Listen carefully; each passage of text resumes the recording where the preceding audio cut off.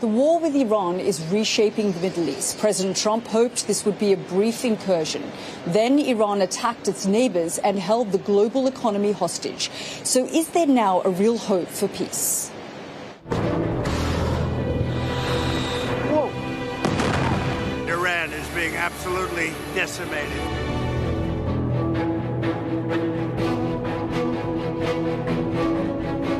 Do you think it would be really realistic to offer olive branch to those who want to behead you?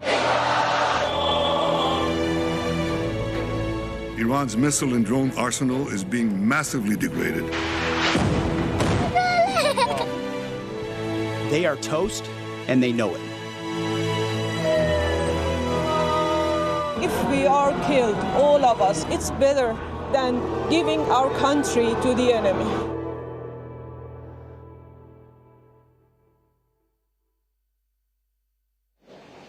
In this special program, we'll ask if Iranians are willing to overthrow their leaders and what victory could look like from both sides.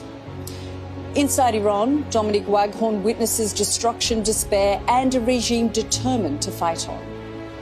Let's read what happened in Vietnam. I hope that wisdom prevails and diplomacy prevails on the other side.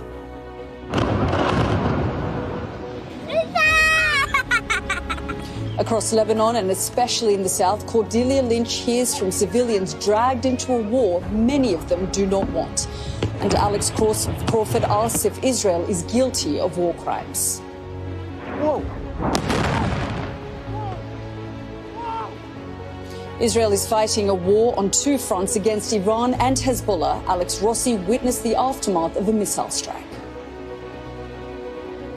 Could the end of the war be in sight? As Donald Trump calls off threatened strikes on Iran's power plants, Mark Stone will give us his assessment from the White House. Plus, for Trump and thanks for Netanyahu, because they are helping. Bombs never bring freedom.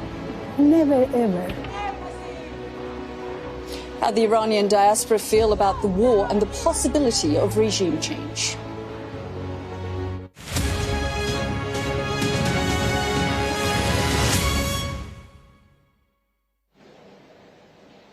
But we begin with the view from inside Iran. Our international affairs editor Dominic Waghorn spent a week in the capital, Tehran, as one of the only international journalists allowed to access. There he witnessed defiance, nighttime bombardments and real fear, but also a regime determined to lash out against its neighbours each time it comes under attack. On the highway into Tehran, a change of management from father to son. Not what Israel and America had in mind. Iran's airspace closed, we'd come overland, among the few international news teams allowed in. Iran's enemies have been denied a swift outcome in their war on this country. So what was the campaign doing to Tehran and its people? And what would Iran do next? The first impression, a mood of defiance from a government that is battered but not beaten. And a warning as pointed now as it was a week ago.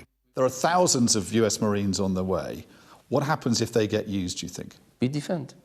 Just read what happened in Vietnam. I hope that wisdom prevails and diplomacy prevails on the other side. They understand that those who drag them into this war can drag them into also a quagmire for them. There are, though, severe doubts about Iran's new supreme leader, not seen in public since his appointment, unlike his face, which is everywhere. Have you seen him? Is he okay? Is he well? Any information about his welfare? I'm not in the business of speculations. You know that. We are just working by facts. He's healthy, he's in charge, and he's doing whatever is supposed to be done by him. Why haven't we seen him? Because the war is happening, and because the moment that he or his office decides to do that, they will do that. At night, we watch the bombardment go on. And air defences open up in reply. Barely an hour goes by without the sound of explosions, night and day. The scale of the air campaign and the power of its munitions is hard to take in. This is a civilian apartment block, we were told, destroyed when a Basij paramilitary base was targeted.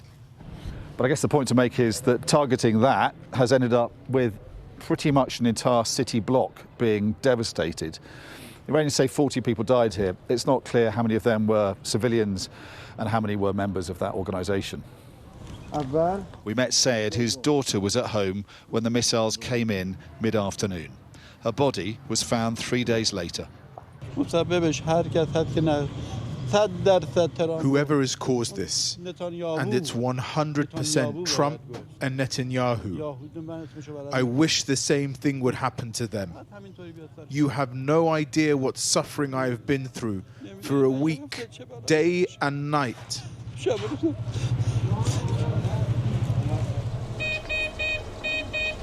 In the intensive care unit of a hospital, 4-year-old Anita is in a coma.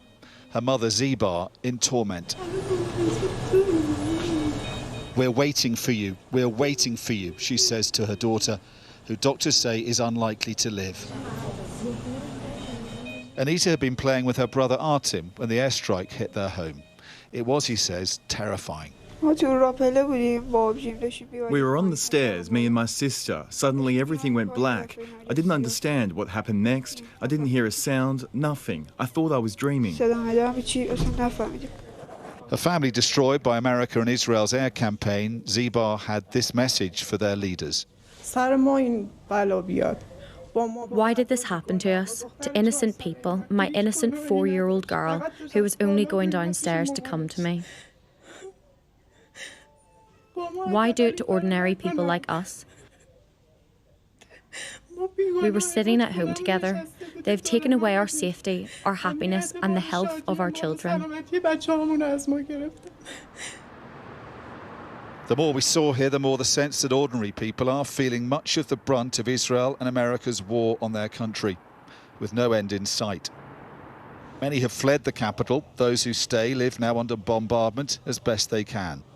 In the market, they were shopping for the Persian New Year. Only a few prepared to speak on camera. It's very unsettling. Nobody can predict what's going to happen next.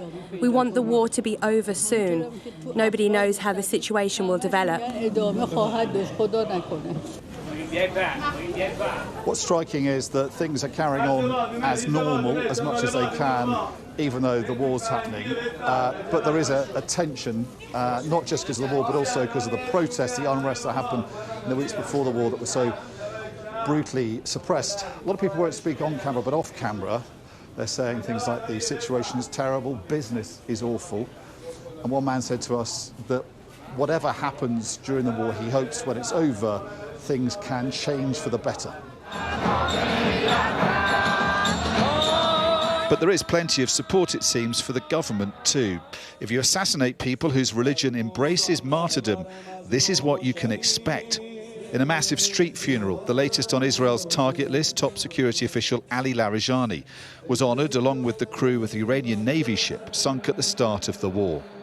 Mourners came out in force to pay their respects. Mohammed was here with his family.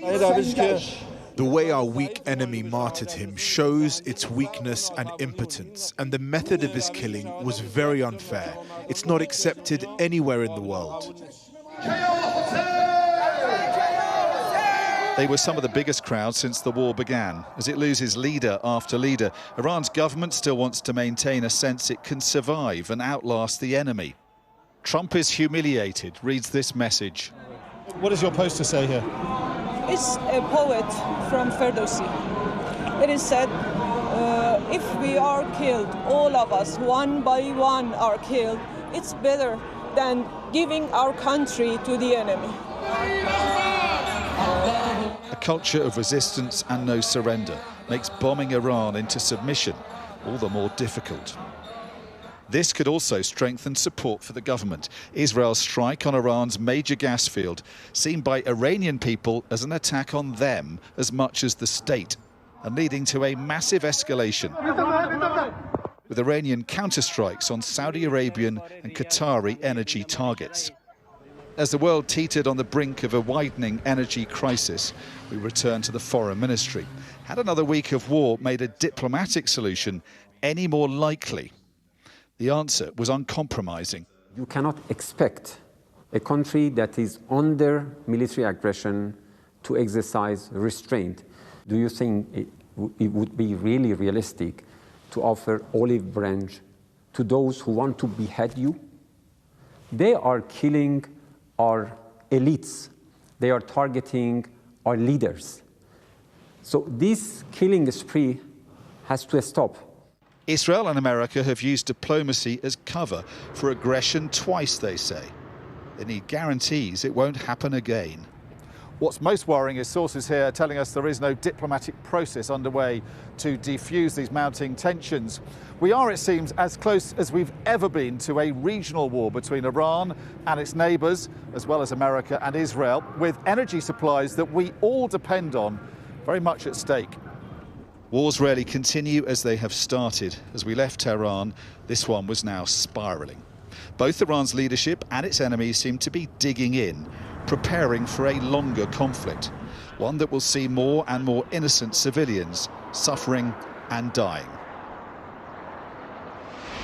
Well, Dominic has just left Iran and is on the border with Turkey. Dom, really important reporting there and good to see you. Significant developments today where we saw Donald Trump calling off those threats to attack Iran's power plants. You, of course, have spent the week in Iran. Just give us a sense of what Iranians and Iranian diplomats that you had spent the week talking to would be thinking of this U-turn. Yeah, I mean, it's been a very sort of frenetic day, hasn't it, Yalda, in terms of what the American president has said and kind of the hairs he set running. And I think we have to take a step back and treat this all with caution. Bear in mind that Donald Trump has not been reliable in what he said during this war. He has said any number of things, often contradicting himself on an almost daily basis. And I think the Iranians we've been speaking to in Tehran will look at this and treat it with a lot of caution, as we all should do, probably. What the Iranian diplomats we spoke to in our week in Tehran said was that they're in no mood for diplomacy while the country's still being attacked. And what they say most of all is that they feel they've been ambushed twice now by Americans and Israelis using diplomacy, they believe, as cover for military preparations. First of all, in July, in the 12-day war last year, and then in Geneva, that week of diplomacy that ended up being sort of blown up by America and Israel's attack on Iran. What they will say is you have to judge the Americans on what they do. Will they still be sending Marines, but in their thousands, to the region and more naval assets? Not what Donald Trump says. And what I think was really interesting in that was Donald Trump saying that he's not going to name the Iranian he's speaking to because he might get killed. An astonishing admission of sort of lack of confidence in his Israeli allies, lack of control of them as well. Mohammed Bagher Ghalibaf, the Speaker of the Iranian Parliament, who the Israelis have now said what is the leader that the Americans have been speaking to. They immediately named him after Donald Trump refused to do so.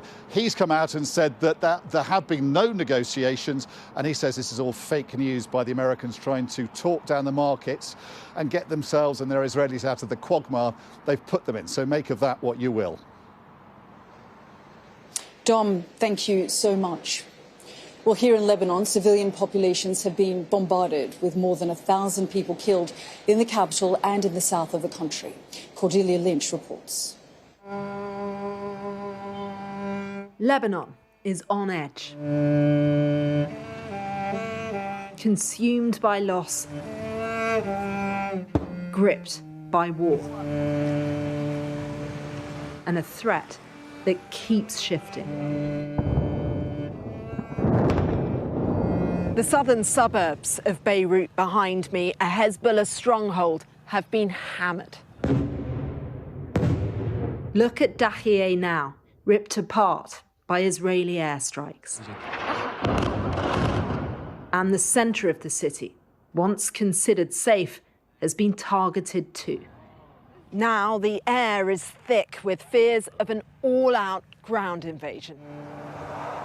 To see what that could look like, you have to travel south. A haunting journey through ghost towns, scarred by destruction. In Nabatiyeh, we saw a city hospital overwhelmed, filled with cries of the wounded. Zainab has just lost her sister. Deep in grief, she's also newly determined. What matters is that we win the war. I say this from my heart. Let them kill me. What matters is that my soul will know that we have won, and that our children and grandchildren will live with dignity. Ali's brother Mohammed was also killed in a strike, and his little sister is in a critical condition. She's not well, no. She's at other hospital here, just nearby. She's 6 years old. I don't know what this small child she did.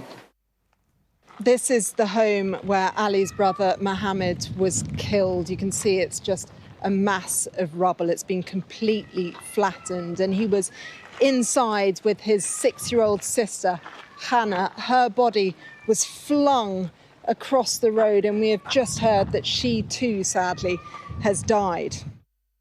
Hannah is one of more than 100 children killed so far in this country.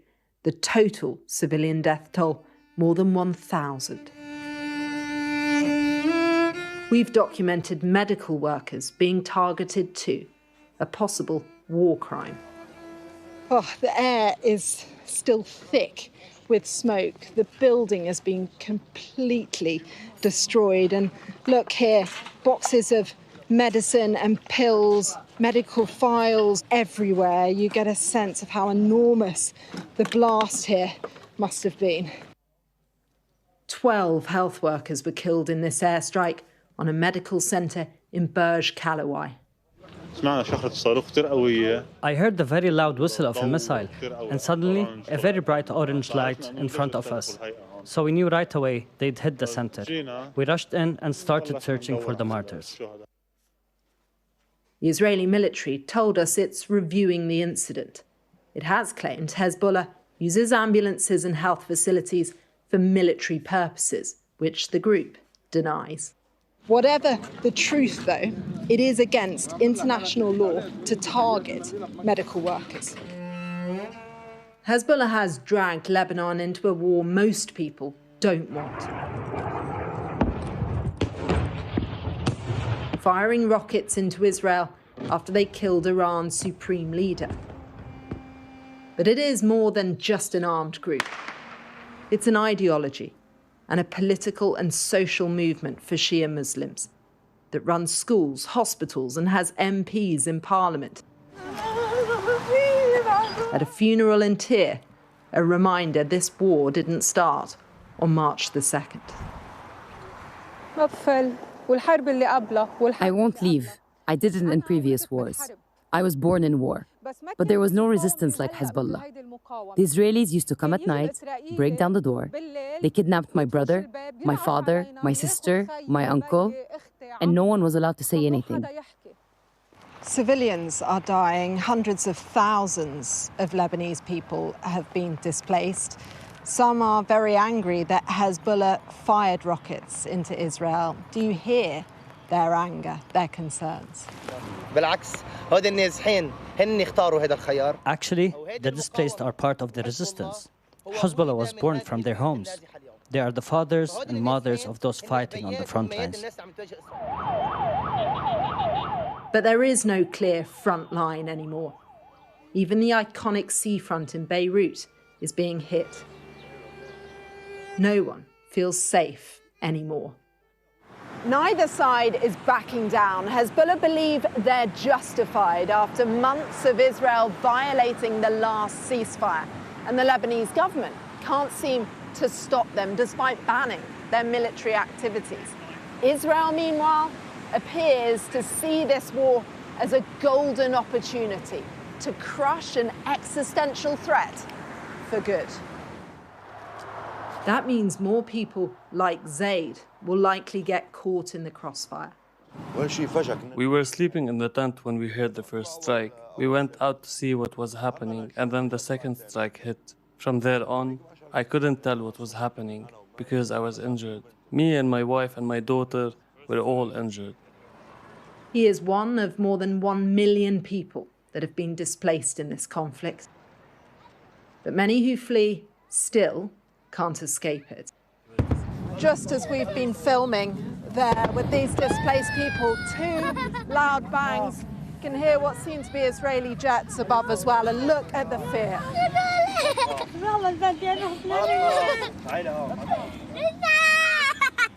They're terrified, confused and exposed. This is the reality of life now.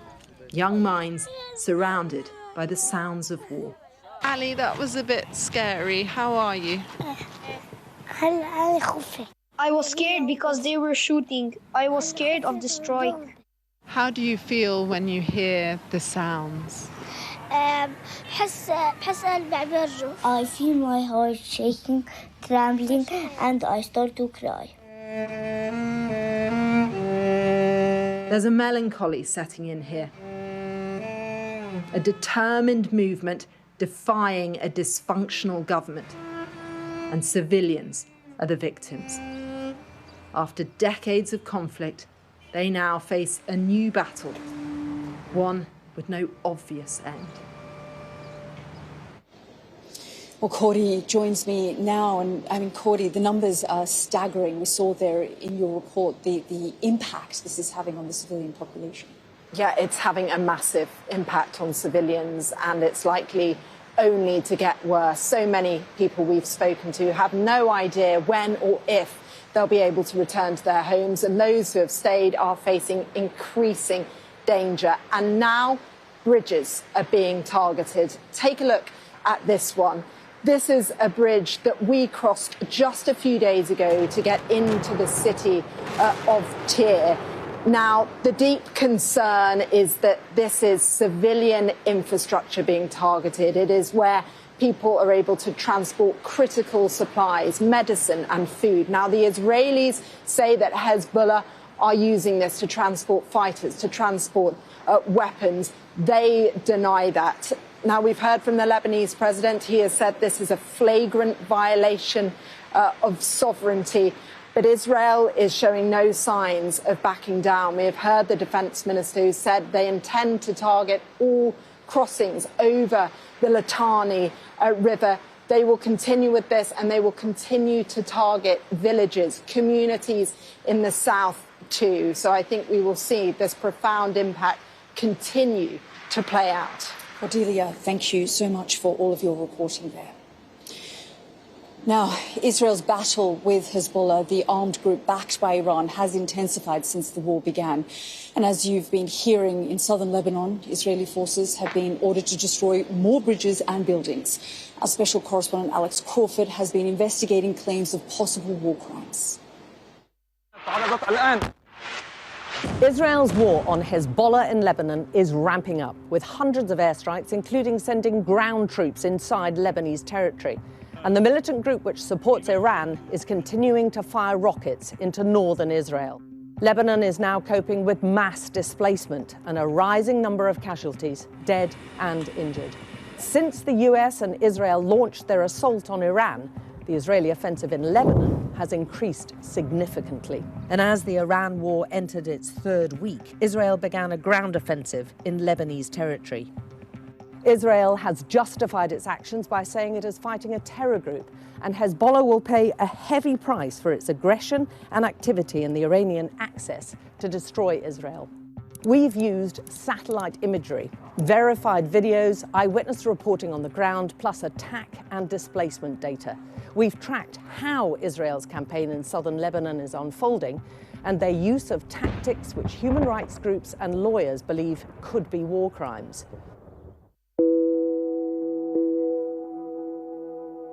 These red dots represent reports of Israeli strikes compiled by ISW, more than 300 in just 2 weeks. The green dots show reported attacks by Hezbollah.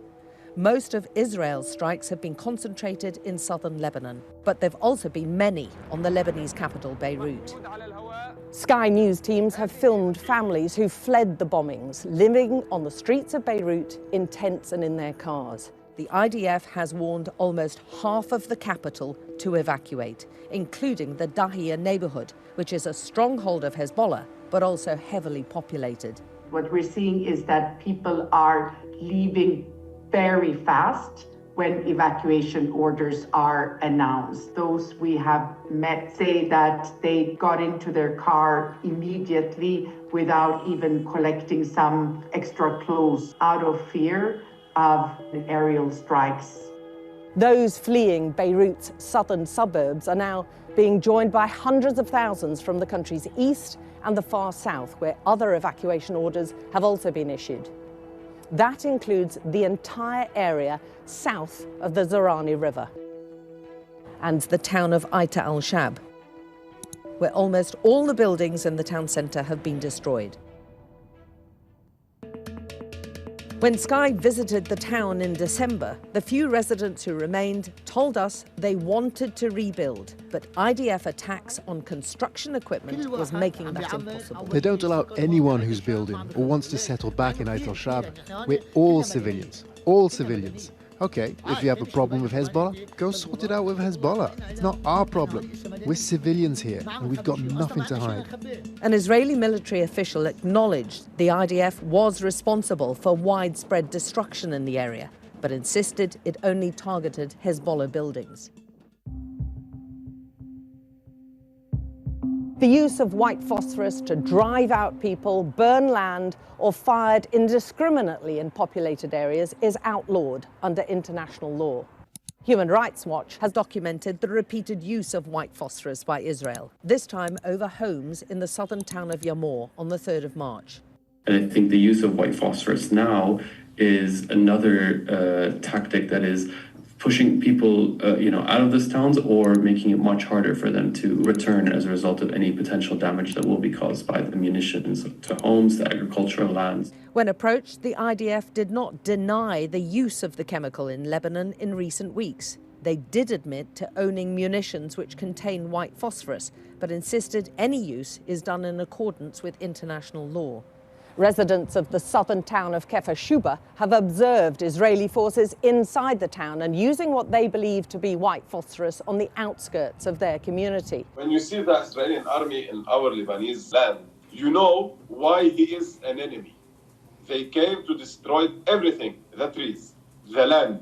How we will be safe and there is an enemy in our border. Experts at the defence intelligence company Janes have confirmed to Sky News that this footage that we verified taken in southern Lebanon during the latest escalation shows white phosphorus being fired.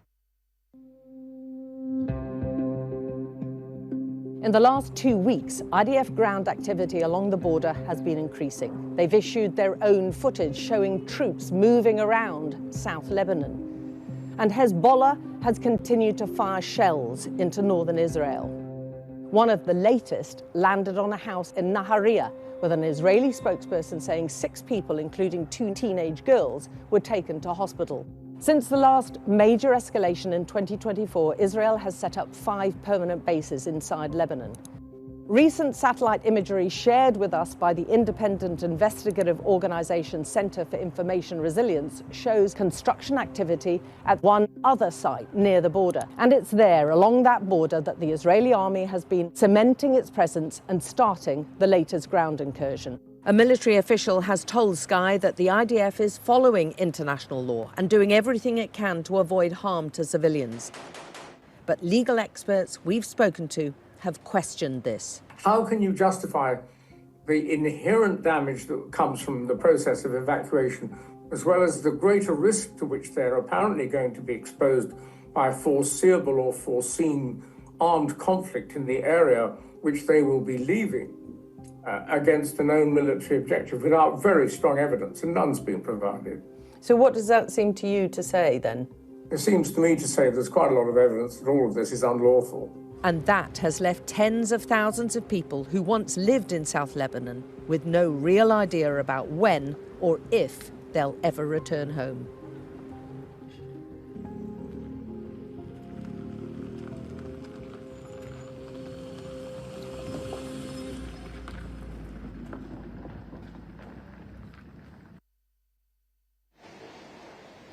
Alex Crawford reporting there. The Israeli military today launched a wave of airstrikes on infrastructure targets in Tehran. Missiles are also being fired in the other direction and occasionally evading defence systems. Well, let's go to our international correspondent, Alex Rossi, who joins us live from Jerusalem. And over to you, Alex. Yeah, good evening from Jerusalem. Israel and the United States are claiming they have severely degraded Iran's missile capabilities and their command and control. But the regime is still managing to fire. Only this morning we heard the sound of loud booms, interceptions over Jerusalem. And some of those ballistic missiles are starting to get through Israel's fabled air defences. In Dimona and Arad, there was widespread destruction. I went to see the damage. Whoa. This is what happened in the skies above Dimona. The interception fails, and then comes the moment of impact. That is crazy. Wow. And in Arad, also in southern Israel, another missile crashed through Israeli air defences. The extent of the damage here, well, you can see it. You can see the blast force. Windows, walls, completely taken out of these apartments. It's a residential area here. And down here, this is the crater. This is where the ballistic missile impacted. Now, many people were injured, but fortunately, most people had got to shelter. But the destruction here is absolutely staggering. The attack near Dimona, home to a highly sensitive nuclear facility which was not hit, has also caused significant destruction. And the fact this place was targeted marks a significant escalation in this conflict. Both incidents are being treated as mass casualty events, with around 200 people reported injured. What makes these strikes particularly significant is not just where they landed, but also what they signal. By targeting areas around Dimona, Iran is responding directly to earlier attacks on its own nuclear infrastructure. The Iranian government says this was a direct consequence of US and Israeli strikes on the Natanz facility. Prime Minister Benjamin Netanyahu has just visited the site here in Arad to see firsthand the damage. If you want proof that Iran endangers the entire world, the last 48 hours have given it. In the last 48 hours, Iran targeted a civilian area. They're doing that as a mass murder weapon. Luckily, no one was killed, but that's due to luck, not their intention. The very real human consequences of this latest escalation are being felt acutely on the ground. With interceptors failing, for civilians here, the geopolitical struggle forms a wider backdrop to deep concern about what comes next. These strikes on Arad and Dimona may prove to be a turning point in this war.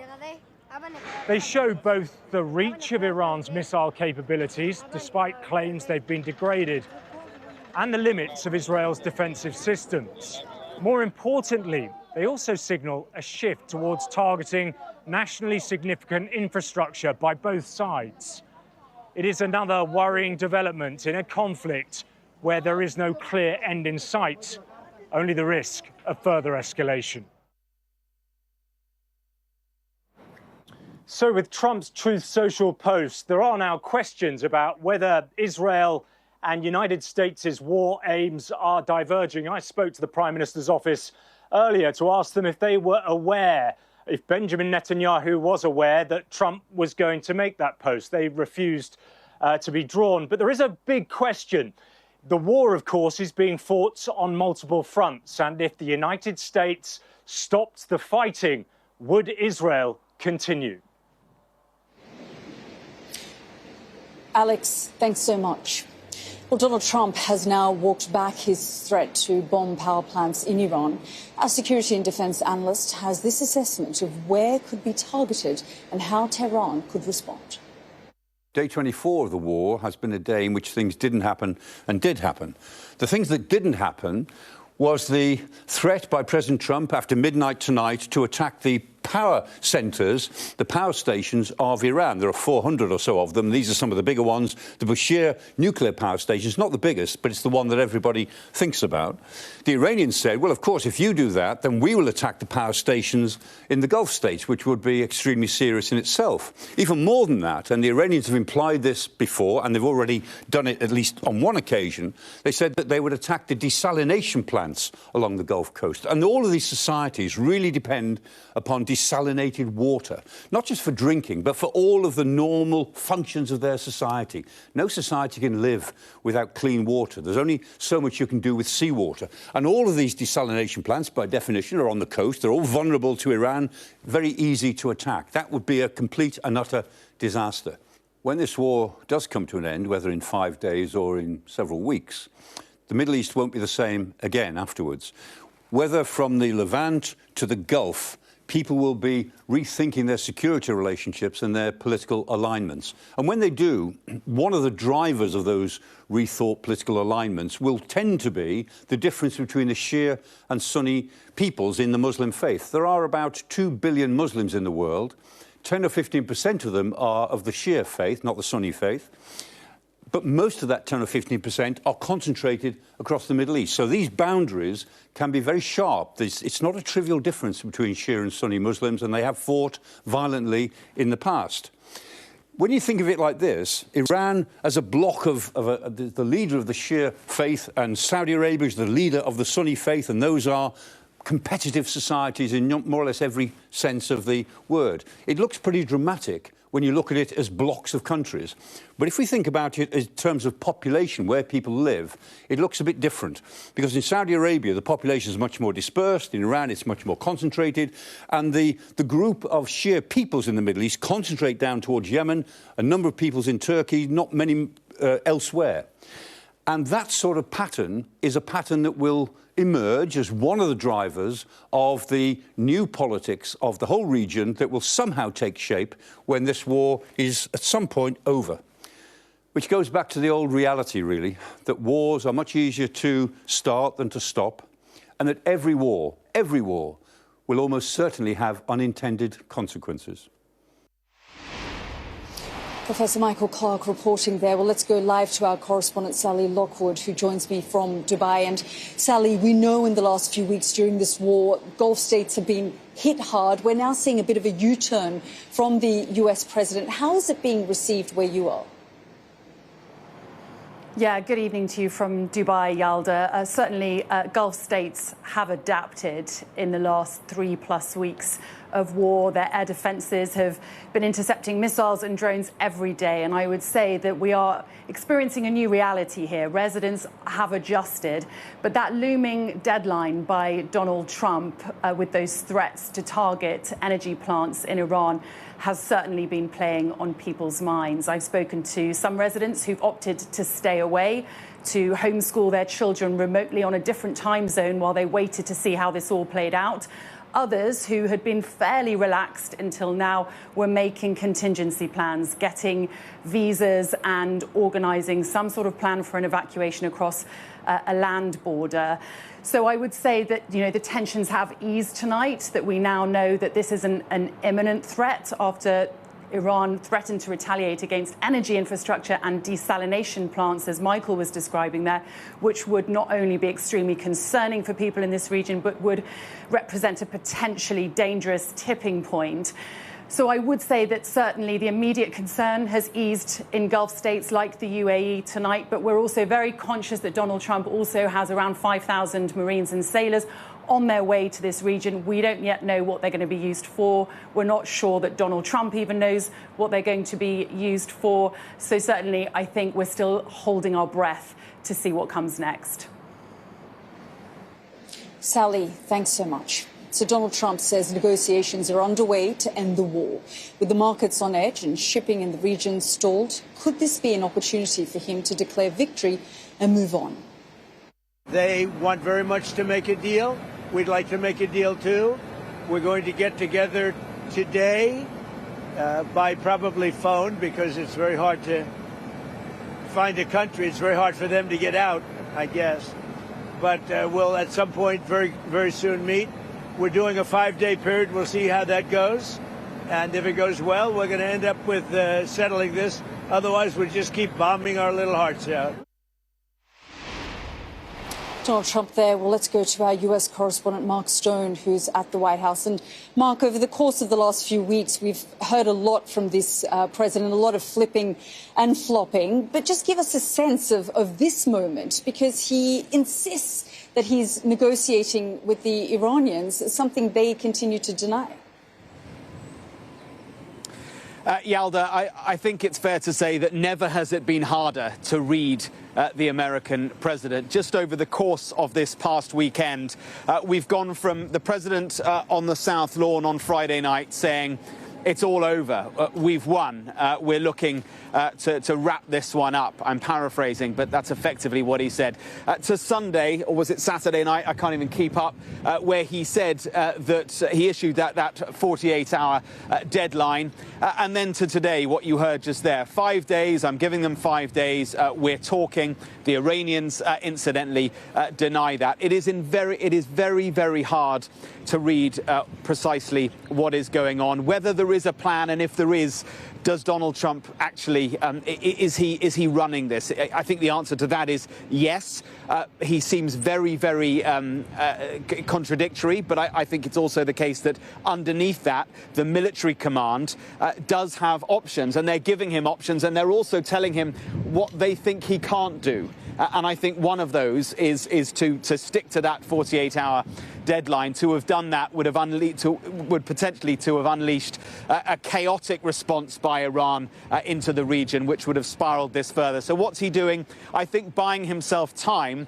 But into that time, he doesn't know, I don't think, quite what he will do. It's worth pointing out those Marines that Sally mentioned, 2,500 of them coming from San Diego. They will be there in the Middle East at some point next week. And another 2,500 coming from the Far East, from Japan. They will be there by the end of this week. So that certainly is part of the calculations of Donald Trump and of the Pentagon. Mark, thanks so much for bringing us up to date.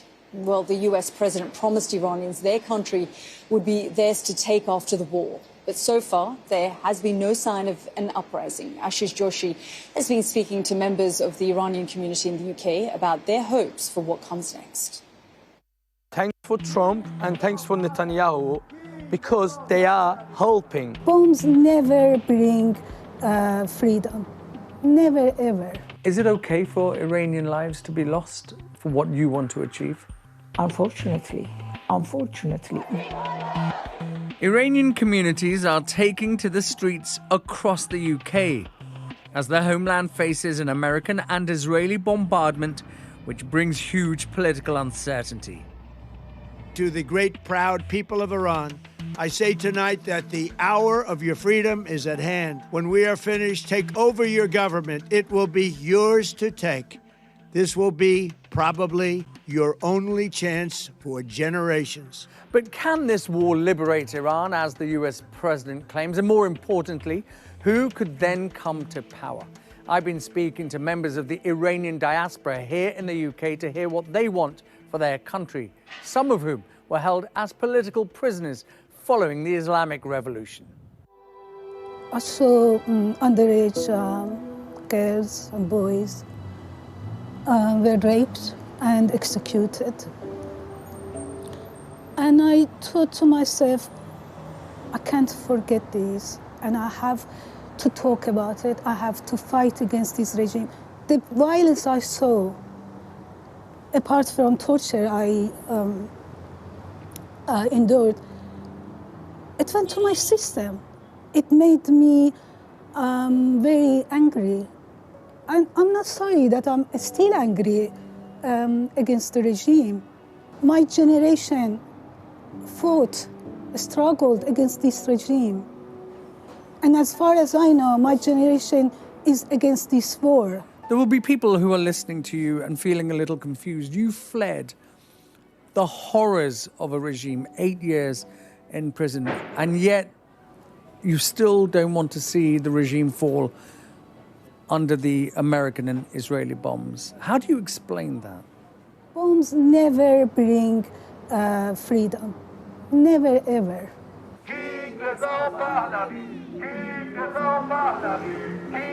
I wasn't sure that much, but I'm so confident now. The freedoms are coming, and finally we are winning. And thanks for Trump and thanks for Netanyahu, because they are helping. They are helping us. همیهنان عزیزم، لحظاتی سرنوشت ساز پیش روی ماست. کمکی که رئیس جمهور ایالات متحده به مردم شجاع ایران وعده داده بود، اکنون رسیده است. Reza Pahlavi is the son of the former Shah of Iran who was ousted during the Iranian Revolution of 1979.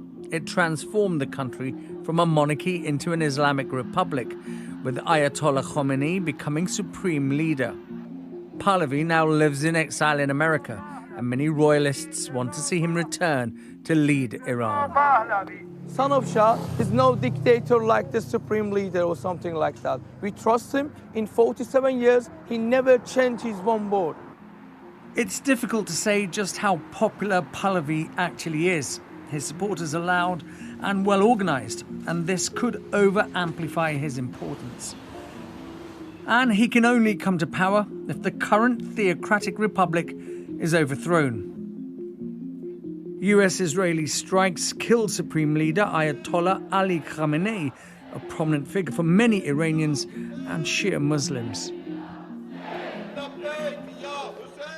I want a secular, democratic government. I'm not monarchist, but I respect Reza Pahlavi. All these opposition, they did nothing. I was a child, but they did nothing. The opposition, none of them did anything. But Reza Pahlavi, the only thing, the thing I like about him is, first of all, he was brought up in Western country, so he knows freedom, what freedom means. Is it okay for Iranian lives to be lost for what you want to achieve? Unfortunately, this is what we have to. 47 years we have lost lives. God knows, how many people, but I think that if Israel and America, and I don't think that they are angels, no. We have problem with them as well. But if we didn't have Islamic Republic regime, they wouldn't come to Iran. I've grown up going to Iran every summer, as much as we can afford. And I have always been extremely close with my family in Iran, extremely close. I personally cannot say that I am happy with bombs being dropped on my country where civilians are dying, and it's not in their interest. It's in the interest of US and Israel. However, what I do know is that this is a breaking point. We've never seen this amount of intervention and attack on the military, on the intelligence of, the dictatorship that Iran has. When there is an onslaught against Iran, when there's an invasion against Iran, when there's an attack against Iran, Iranians rally behind their flag. Most nations do this. And that's exactly what happened. That spirit of resistance, there is not a chance in a million that the Israeli and the US aggression can succeed. It will fail. There is no way Iran is going to be defeated. At this remembrance in central London, held to honour Iranian victims of violence, organisers stressed it was a strictly non-political event. We kindly ask that any partisan matters having cause tensions to be set aside. Iranians are united in wanting the best for their country, but they remain bitterly divided in how this should happen. Well, returning to our international affairs editor, Dominic Waghorn, who's in Van, a Turkish city not far from Iran's border. And Dom, we got a mixed view there of what the diaspora thinks about regime change. But as I said, you've spent the last week inside Iran. What are people there saying? Well, people there are divided and have divided loyalties. There are tens of thousands of people who we saw in January and February come out on the streets, protest against the government, and they are fed up with their government. We heard from some of them when we were there, not prepared to go on camera, but telling us that they thought the government was extreme and they hope after this war it's got rid of. But we have been informed by reliable Israeli reporting in the Israeli media that Mossad, the Israeli spy agency, believed it could galvanize an uprising at the beginning of this war and failed to do so. If that is true, then that is a monumental failure of intelligence. And part of the problem, I think, for America and Israel is that there are hundreds of thousands of Iranians who do support the regime, who regard their future bound up with it and passionately believe in it. And in the middle, between those against the regime and those for it, you've got a lot of people who, at the moment, I think, feel this war is aimed at them.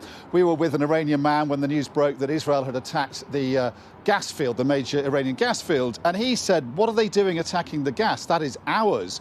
It's not the government's. And I think if you're under a campaign of bombardment, it's hard not to take that personally. Also, at a time of war, it is easier to suppress unrest. So for all those reasons, I think, if there was going to be an uprising, so a kind of regime change from the ground up, we would have seen it. It hasn't happened.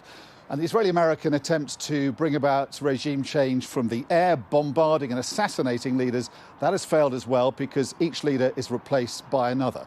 Now, I think this government may well be threatened and under a lot of pressure once the war is over. It's been weakened, obviously, militarily, and a lot of its means of repression have simply been destroyed. And I think we could see a groundswell of popular discontent, putting pressure on the government again when the war's over. But I think while the war is going on, certainly from our week there and from what we were hearing and what we've observed, it's not going to happen while the conflict is underway. Dom, thank you so much. Well, here in Beirut, what's evident and terrifying for people is how this war has moved into the heart of the capital, and it's hitting civilians hardest. Here's some of what I've seen in a city under attack. A building in central Beirut, already evacuated, suddenly gives way. Concrete folding in on itself. Dust swallowing the street. This is now all that's left of it.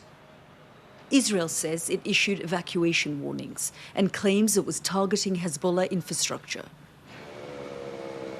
Residents say they were unaware. There are no reported casualties, but the absence of deaths does not mean people aren't deeply scarred. This is the heart of the city, and no one thought the war would come here.